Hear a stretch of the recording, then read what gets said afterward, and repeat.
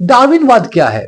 डार्विनवाद एक वैज्ञानिक सिद्धांत है जिसे चार्ल्स डार्विन ने प्रेजेंट किया था।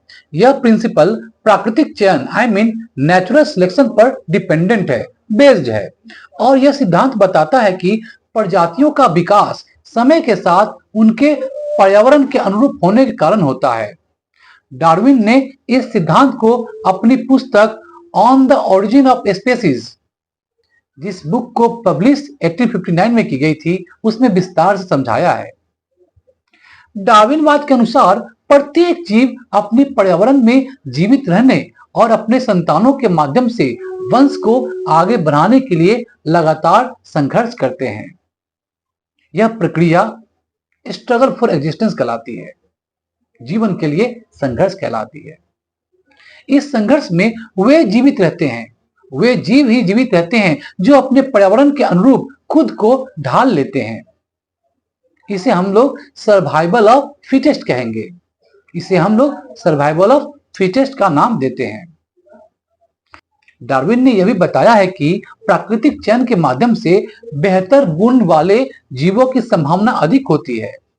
डार्विन ने यह भी बताया है कि प्राकृतिक चयन के माध्यम से बेहतर गुण वाले जीवों की संभावना अधिक होती है कि वे अपने संतानों को इन गुणों को विरासत में दे।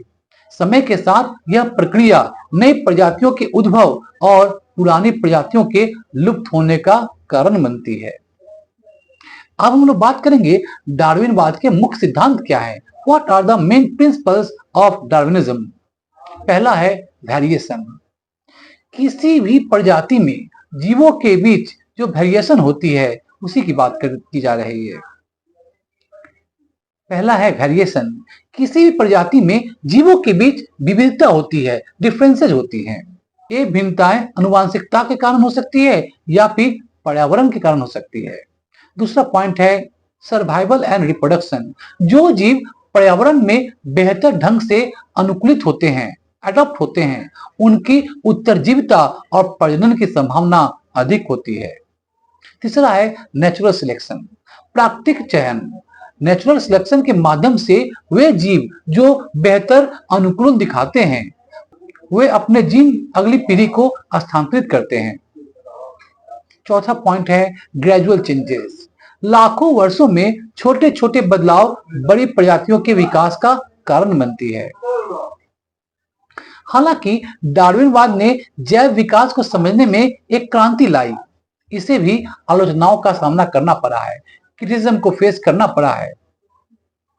कई वैज्ञानिकों ने डार्विन के सिद्धांत को अधूरा माना क्योंकि वह आनुवांशिकता जेनेटिक्स के बारे में जानकारी नहीं दे पाए। ग्रेगर मेंडल ने आनुवांशिक अध्ययन से इस कमी को पूरा किया और आधुनिक विकासवाद मॉडर्न इवोल्यूशनरी थ्योरी का आधार बना।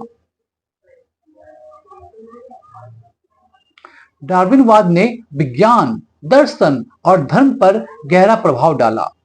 इसने प्रजातियों की स्थिरता और ईश्वर द्वारा सृष्टि की पारंपरिक धारणाओं को चुनौती दी। आज यह सिद्धांत वैज्ञानिक समुदाय द्वारा व्यापक रूप से स्वीकार किया जाता है और जैव विकास की प्रक्रिया को समझने के लिए एक बहुत ही महत्वपूर्ण आधार है। संक्षेप में कहे तो डार्विनवाद यह बताता है कि जीवन का विकास एक लगातार चलने वाली प्रक्रिया है जो प्राकृतिक चयन नेचुरल सिलेक्शन और अनुकूलन के माध्यम से होती है, एडॉप्शन के माध्यम से होती है। यह सिद्धांत जीवों के विकास और विविधता को समझने में हमारी मदद करता है। दोस्तों, आज हम लोग बात किए चार्ल्स डार्विन की फिलोसफी, डार्विनवाद के बारे में, क्या कहना है उनका इवोल्यूशनरी थ्योरी के बारे में। आशा करता हूं इस वीडियो से आपको डार्विनवाद को समझ में आया होगा। हमारे चैनल को सब्सक्राइब कीजिए और इस वीडियो को लाइक और शेयर कीजिए। थैंक यू, धन्यवाद, जय हिंद।